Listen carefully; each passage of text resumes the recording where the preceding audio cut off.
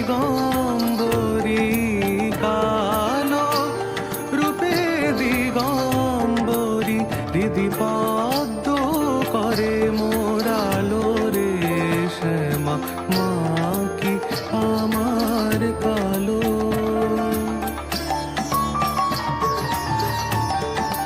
শ্যামা কখনো শ্বেত কখনো পীত কখনো নীল লোহিত রে, কখনো শ্বেত কখনো পীত কখনো নীল লোহিত রে।